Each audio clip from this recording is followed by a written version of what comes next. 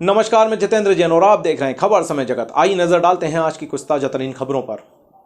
केंद्रीय जल संसाधन मंत्री गजेंद्र सिंह शेखावत ने प्रदेश बीजेपी कार्यालय में आम बजट पर अपनी बात रखी। उन्होंने कहा कि वर्तमान का समय भारत के लिए महत्वपूर्ण है। भारत को G20 की अध्यक्षता का मौका ऐसे समय मिला है जब विश्व कोविड के बाद अर्थव्यवस्था से उबर रहा है और रूस यूक्रेन में युद्ध है। ऐसे समय में भारत को अध्यक्षता मिलना बेहद महत्वपूर्ण है। उन्होंने कहा कि दुनिया की सबसे बड़ी अर्थव्यवस्था के रूप में उभारना और रिकवर करना ये हमारे लिए गर्व का विषय है। प्रधानमंत्री नरेंद्र मोदी की सोच के कारण हम सभी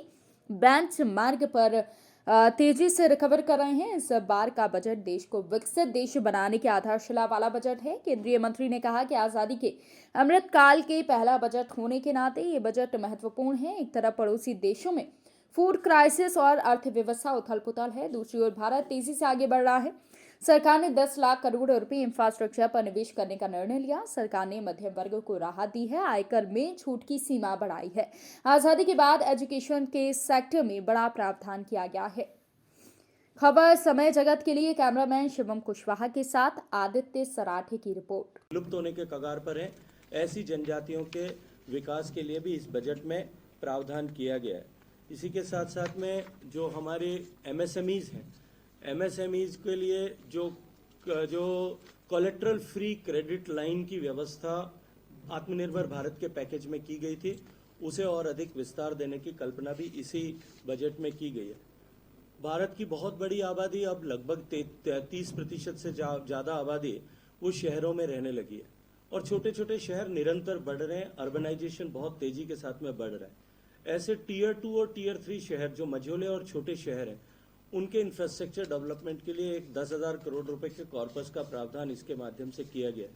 न्याय प्रणाली को और अधिक त्वरित गति प्रदान करने के लिए 7,500 रुपए ई कोर्ट्स को एस्टैब्लिश करने और उनको स्ट्रेंथन करने के लिए इस बजट के माध्यम से प्रावधान उस दृष्टिकोण से किया गया है। और इसी के साथ साथ में यदि मैं एक बात कहूँ अंत में कि एजुकेशन के सेक्टर को स्ट्रेंथन करने के लिए इस बजट में अब की बार देश में आज़ादी के बाद किसी एक वर्ष में सबसे ज़्यादा निवेश किया जाए, इसकी कल्पना इस बजट में की गई और एजुकेशन के बजट को बढ़ा करके 1,12,000 करोड़ रुपए किया गया। मेडिकल एजुकेशन में जिस तरह से फोकस माननीय प्रधानमंत्री जी का 2014 से निरंतर रहा, देश में 157 नए मेडिकल कॉलेजेस पिछले 8-9 साल में खोले गए। हर एक मेडिकल कॉलेज के साथ साथ में पैरामेडिकल स्टाफ की ट्रेनिंग के लिए नर्सिंग कॉलेजेस की स्थापना की कल्पना भी इस बजट में की गई है। डिफेंस का बजट जो है हिस्टोरिकली हाई इस बार हुआ है। 2013-14 में जो डिफेंस का बजट 2,64,000 करोड़ होता था, अब की बार 2,64,000 से बढ़ करके इस साल 5,94,000 करोड़ रुपए के बजट की कल्पना की गई है। और इसी के साथ साथ में जो डिफेंस इक्विपमेंट्स का एक्सपोर्ट जो हमने देश ने शुरू किया है, जहां देश इंपोर्टर होता था, आज 10 बड़े एक्सपोर्टर्स में शामिल हुआ है। 14,000 करोड़ का एक्सपोर्ट हमने पिछले वर्ष में किया था, इस बार उसको बढ़ा करके 20,000 करोड़ तक ले जाने का लक्ष्य इस बजट में लिया गया है। ग्रीन इकोनॉमी बनाने के लिए, क्योंकि आने वाले समय में सबसे बड़ी चुनौती विश्व के सामने यही होने वाली है, और पेरिस कमिटमेंट को पूरा करने में जिस तरह से माननीय प्रधानमंत्री जी ने काम किया था कि आज पूरे दुनिया में सबसे ज्यादा ग्रीन एनर्जी प्रोडक्शन जो है उसकी कैपेसिटी इंस्टॉलेशन भारत में हुआ है। ग्रीन एनर्जी को इवैक्यूएशन करने के लिए लद्दाख से लेकर के और एक पावर कॉरिडोर बनाने के लिए 20,000 करोड़ रुपए, और हाइड्रोजन इकोनॉमी को सपोर्ट करने के लिए जो 50 लाख टन का लक्ष्य हमने लिया है, उसको सपोर्ट करने के लिए 19,000 करोड़ रुपए का जो है वो हाइड्रोजन पॉलिसी वो भी इस बजट के माध्यम से डिक्लेयर हो रहा है। एक तरफ आर्टिफिशियल इंटेलिजेंस के आने के कारण से, ऑटोमाइजेशन के कारण से, रोबोटिक्स के कारण से जिस तरह से रोजगार के अवसर कम हो रहे हैं, और दूसरी तरफ वहीं रोजगार के नए तरह के रोजगार के अवसर सृजित हो रहे हैं। आज आर्टिफिशियल इंटेलिजेंस के क्षेत्र में काम करने वालों की डिमांड बढ़ी है, और ड्रोन टेक्नोलॉजीज में काम करने वाले लोगों की डिमांड बढ़ी है, मैकेनाइजेशन के क्षेत्र में काम करने वाले लोगों की डिमांड बढ़ी है, और जबकि परंपरागत क्षेत्र में काम करने वाले लोगों की डिमांड घटी है। हम किस तरह से अपने युवाओं को इसके लिए प्रशिक्षित करके भारत की आवश्यकताओं और दुनिया की आवश्यकताओं की प्रतिपूर्ति के लिए ट्रेन कर सकते हैं, इसके देखते हुए 40 ऐसे स्पेशलाइज्ड स्किल ट्रेनिंग सेंटर पूरे देश भर में स्थापित हों, इसकी प्रस्तावना इस बजट के माध्यम से की गई है। पारंपरिक शिल्पकार जो हस्तशिल्प का उत्पादन करते हैं और हाथ के औजारों से हस्तशिल्प का निर्माण करते हैं, उनको संबल प्रदान करने, उनको प्रशिक्षित करने और उनके linkage up to the exports जो हैं उनको स्ट्रेंथन करने के लिए प्रधानमंत्री विश्वकर्मा कौशल सम्मान योजना की भी घोषणा की गई है। स्टार्टअप ने भारत ने निश्चित ही बड़ी सफलता प्राप्त की है और हम सबके जानकारी में ये विषय है कि भारत आज दुनिया की तीसरा सबसे बड़ा स्टार्टअप इकोसिस्टम बना है। जहां 2014 में भारत में कुछ 100 स्टार्टअप होते थे, स्टार्टअप नीति जो माननीय प्रधानमंत्री जी ने बनाई और निरंतर प्रोत्साहन जो दिया, उसके चलते आज हमारे स्टार्टअप्स की संख्या 90,000 को पार कर चुकी है। और भारत में दुनिया के सबसे ज्यादा यूनिकॉर्न्स 106 से ज्यादा यूनिकॉर्न्स भारत में बन चुके हैं। पिछले एक साल में यूनिकॉर्न्स में जो निवेश हुआ है वो लगभग 3 लाख करोड़ से ज्यादा है। ऐसी परिस्थिति में स्टार्टअप्स को और अधिक स्ट्रेंथन करने के लिए, उनको और अधिक स्पेस प्रदान करने के लिए स्टार्टअप प्रेजेंट रजिस्ट्रेशन में जो छूट थी उसको 1 साल बढ़ाया गया है। और इसी के साथ साथ में एग्रीकल्चर के क्षेत्र में नए स्टार्टअप्स कैसे बने, हम फूड प्रोसेसिंग को किस तरह से प्रमोट करें, पैकेजिंग को किस तरह से प्रमोट करें, इस दिशा में प्रमोशन के लिए एग्री स्टार्टअप फंड बनाने की भी इस बजट में घोषणा की गई है। हमारी महिलाओं ने देश की अर्थव्यवस्था को बढ़ाने में बहुत बड़ा योगदान किया है और सामाजिक उन्नयन के लिए सेल्फ हेल्प ग्रुप्स ने भी एक बहुत सम्मानजनक काम जो है देश में किया है। महिला सेल्फ हेल्प ग्रुप्स को प्रमोट करने के लिए उनको आर्थिक संबल प्रदान करने का प्रावधान भी इस बजट के माध्यम से किया गया है। और इसी के साथ साथ में हमारी महिलाओं और बेटियों के नाम पर निवेश हो सके, उनके नाम पर बचत हो सके, इसको भी इस बजट में 2 लाख रुपए तक के निवेश की कल्पना इसके के लिए की गई है। काल में प्रवेश कर चुके हैं और आज़ादी के अमृत काल का ये पहला बजट होने के चलते निश्चित ही ये बजट एक बुनियादी ढांचा क्रिएट करने वाला बजट ऐसा माना जा सकता है। जिस तरह से पिछले 8 वर्षों में सभी के लिए भोजन, सभी के लिए स्वास्थ्य, सभी के लिए स्वच्छता, सभी के लिए स्वच्छ जल, सभी के लिए बिजली, सबके लिए आवास, सबके लिए फाइनेंशियल इंक्लूजन, इन सब विषयों पर जिस तरह से काम किया गया, उसके पश्चात आज जो है देश को एक विकसित भारत बनाने और विकसित अर्थव्यवस्था की ओर ले जाने की आधारशिला इस बजट के माध्यम से रखी गई है। जहां एक तरफ हमारे पड़ोसी देशों में इस समय फूड क्राइसिस की चुनौती चल रही है, वहां की अर्थव्यवस्थाएं छिन्न भिन्न हो गई हैं, उस समय में भारत की अर्थव्यवस्था को वापस एक नए प्रतिमान को अर्जित करना निश्चित ही हमारे कुशल वित्तीय प्रबंधन और इसके साथ देश को एक निश्चित दिशा में ले जाने के प्रयासों का परिणाम है। मित्रों, प्रधानमंत्री नरेंद्र मोदी जी के मार्गदर्शन में वित्त मंत्री जी ने जिस तरह से सर्वसमावेशी, सभी को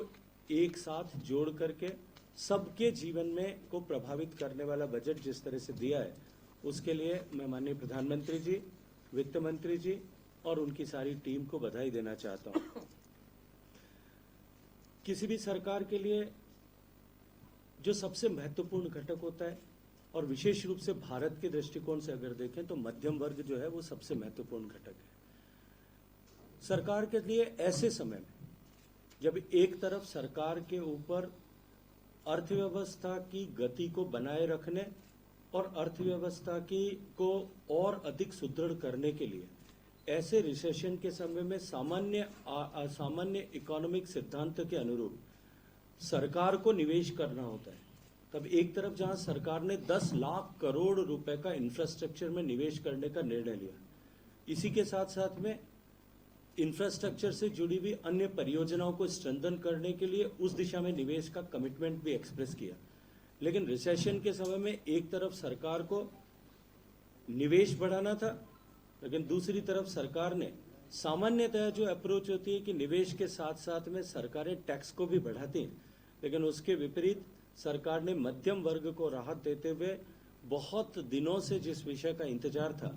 उस विषय को पूरा करते हुए, उस मांग को पूरा करते हुए आयकर में छूट की सीमा को 5 लाख से बढ़ा करके नई कर प्रणाली में 7 लाख तक किया है। तो दोनों तरह की राहत देश को प्रदान करना, एक तरफ जब इंफ्रास्ट्रक्चर पर निवेश सरकार करती है तो इकोनॉमिक्स का सिद्धांत ये कहता है कि 1 रुपया जो सरकार निवेश करती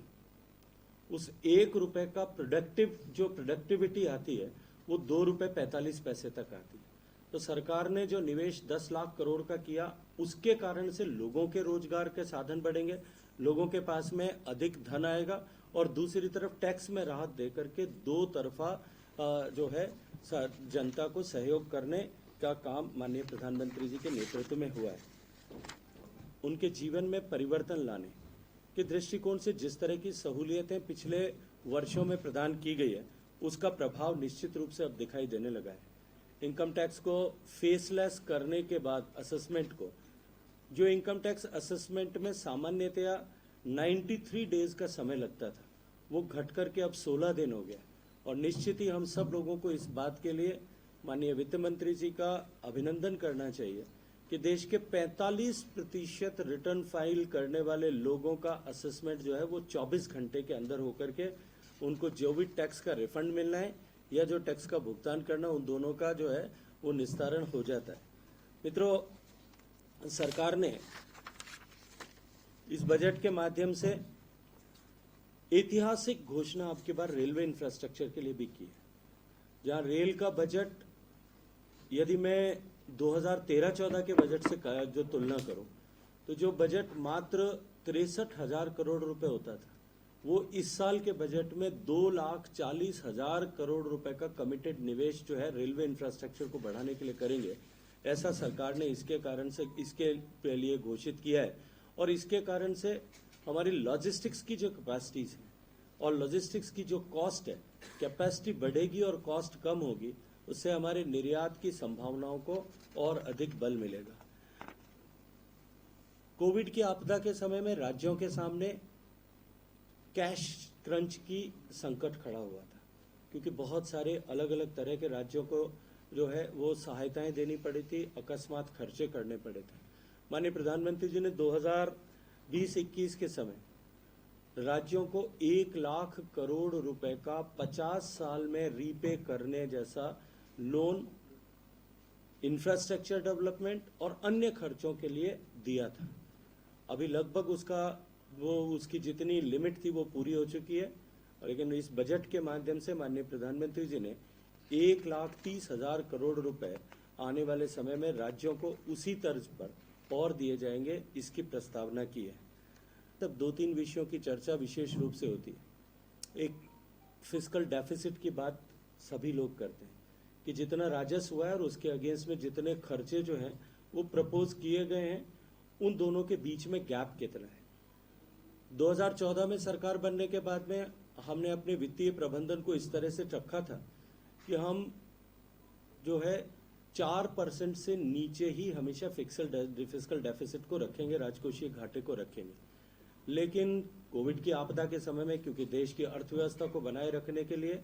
अर्थव्यवस्था की गति को बनाए रखने के लिए और अधिक खर्च करने की आवश्यकता थी, इसलिए 2020-21 में फिस्कल डेफिसिट बढ़कर के एक बार 9.5% तक हो गया था। लेकिन इस बजट के माध्यम से हमने स्पष्ट कदमों से किस तरह से हम 25-26 तक वापस इसको 4.5% से नीचे लेकर के आएंगे, इसकी प्रस्तावना इस बजट के माध्यम से की गई। जैसा मैंने कहा कि हर एक व्यक्ति को आवास दिलाने की दिशा में जो माननीय प्रधानमंत्री जी के नेतृत्व में काम हुआ था, प्रधानमंत्री आवास योजना के बजट को 66% बढ़ा करके गरीबों को मकान मिले और कोई भी व्यक्ति बिना पक्की छत के न रहे, इस सपने को पूरा साकार करने की दिशा में बजट को बढ़ा करके 79,000 करोड़ रुपए किया गया। माननीय प्रधानमंत्री जी ने के नेतृत्व में कृषि के क्षेत्र में बजट को भी बढ़ाने और उसी के साथ साथ में कृषि के क्षेत्र में जो किसान को लोन मिलता है, जो ऋण मिलता है, उसकी लिमिट को 20 लाख करोड़ रुपए इस बजट में बढ़ा करके 11% ग्रोथ, डबल डिजिट ग्रोथ करके 20 लाख करोड़ रुपए किया गया। उसका लाभ जो गैर कृषि क्षेत्रों में पशुपालन करने वाले, मछली पालन करने वाले, मधुमक्खी पालन करने वाले जो किसान हैं, और हम जो एलाइड इनकम को बढ़ाने की बात और एलाइड इनकम के सोर्सेज को स्ट्रेंथन करने की जो बात डॉक्टर स्वामीनाथन साहब ने अपनी रिपोर्ट में भी की थी, उसको और अधिक बल देने के लिए किया गया है। 6,000 करोड़ रुपए का निवेश फिशरीज एक्टिविटीज को और अधिक स्ट्रेंथन करते हुए ब्लू इकोनॉमी को विस्तार देने के लिए किया गया है। कृषि क्षेत्र में हमारे किसानों ने जो है परिश्रम करके अपने पुरुषार्थ से खून पसीना एक करके देश को निश्चित रूप से कृषि क्षेत्र में पूरे विश्व में एक उदीयमान तारे की तरह प्रदर्शित किया है। आज भारत एक समय में जो खाद्यान्न को इंपोर्ट करने वाला देश होता था, आज उसके विपरीत भारत एग्रीकल्चर पावर हाउस बनकर के दुनिया के 10 बड़े एक्सपोर्टर देशों में सम्मिलित हुआ है। लेकिन आज भी हमारे यहाँ जो पोस्ट हार्वेस्ट मैनेजमेंट का जो संकट था, उसके कारण से हजारों करोड़ रुपए की फसलें, हजारों करोड़ रुपए के फल और सब्जी हर साल किसान द्वारा जो पैदा किए जाते हैं वो बेकार हो जाते थे। उनका ठीक से भंडारण हो सके, इसके लिए कोऑपरेटिव के माध्यम से हर एक पंचायत में इस तरह के वेयर हाउसेज और स्टोरेजेस बने, इसकी कल्पना इस बजट के माध्यम से की गई है। हम सब जानते हैं कि हमारा देश मिलेट्स को उत्पादन करने वाला देश है और हम सौभाग्यशाली हैं कि भारत के प्रयासों के चलते यूनाइटेड नेशंस ने इस बार 2023 के साल को ईयर ऑफ मिलेट ऐसा घोषित किया है। और हमारा देश दुनिया में सबसे ज़्यादा वैरायटी के मिलेट्स पैदा करने वाला और दुनिया का सबसे ज़्यादा मिलेट पैदा करने वाला, दुनिया का दूसरा सबसे बड़ा एक्सपोर्ट करने वाला देश है। ऐसे में हमारे सामान्य किसान के लिए एक बहुत बड़ी अपॉर्चुनिटी के रूप में आया है। इन श्री अन्न के विकास के लिए इनके और अधिक उत्पादकता बढ़े, इसके लिए रिसर्च फैसिलिटीज़ को स्ट्रेंथन करने का भी इस बजट में प्रावधान किया गया है। भारतीय जनता पार्टी द्वारा आयोजित आज इस प्रेस वार्ता में मंच पर उपस्थित भारतीय जनता पार्टी भोपाल शहर के परिवार के मुखिया आदरणीय जिलाध्यक्ष जी,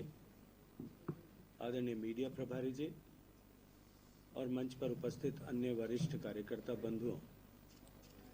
भारतीय जनता पार्टी के निमंत्रण पर इस पत्रकार वार्ता में उपस्थित हुए सभी पत्रकार मित्रों, छायाकार मित्रों, मैं आप सबका स्वागत करता हूं, आप सबका आभार ज्ञापित करता हूं कि आप इतनी बड़ी संख्या में इस पत्रकार वार्ता में यहां उपस्थित आए हैं। आज का दिन निश्चित रूप से अत्यंत महत्वपूर्ण दिन है, क्योंकि सामाजिक समरसता का संदेश देने वाले और जीवन का यथार्थ समझाने का दर्शन देने वाले गुरु रविदास जी की जयंती आज है और पूरा देश आज गुरु रविदास जी को श्रद्धा सुमन अर्पित करते हुए अनेक कार्यक्रमों के माध्यम से उनके जीवन के दर्शन को अपने जीवन का अंग बनाने के लिए अरदास कर रहे हैं। मैं आप सबको भी गुरु रविदास जयंती की बहुत सारी शुभकामनाएं देता हूं। मित्रों, अभी वर्तमान का समय भारत के लिए अत्यंत महत्वपूर्ण समय है। एक तरफ भारत को G20 की अध्यक्षता करने का अवसर मिला है और वो अवसर भी ऐसे महत्वपूर्ण समय में मिला है जब पूरा विश्व कोविड पेंडेमिक के बाद में अर्थव्यवस्थाओं के चरमराने के दौर से गुजर रहे हैं। और इसी के साथ साथ में पूरा विश्व यूरोप में जिस तरह से यूक्रेन और रशिया के बीच में युद्ध चल रहा है, लगभग पिछले 9-10 महीने से जिस तरह का संकट उसके कारण से खड़ा हुआ है, उसके चलते जिस तरह की चुनौतियां बनी है, उनके बीच में एक ऐसे समूह की अध्यक्षता करना